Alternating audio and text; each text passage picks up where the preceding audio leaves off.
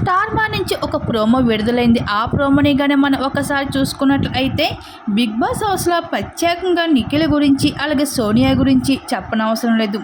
ఇంకా అసలు విషయానికి వస్తే టాస్క్ అయిపోయిన తర్వాత నిఖిల్ టీం సభ్యులందరూ కూడా కూర్చొని మాట్లాడుకుంటున్న సమయంలో పృథ్వీ ఏమో సోనియాని అడిగాడు, నీకు హౌస్ మెన్స్లో ఎవరంటే ఇష్టం అంటూ పృథ్వీ సోనియాని అడిగాడు.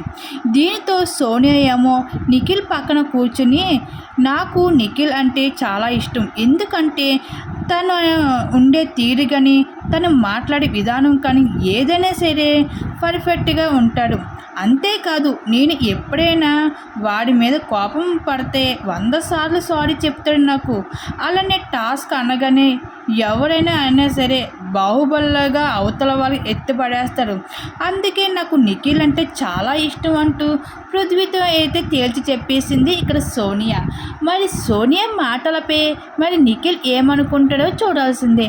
మరి సోనియా ఈ విధంగా చెప్పడంపై మీరేమనుకుంటున్నారు? మీ అభిప్రాయాన్ని తప్పకుండా కామెంట్ సెక్షన్ షేర్ చేసుకోండి.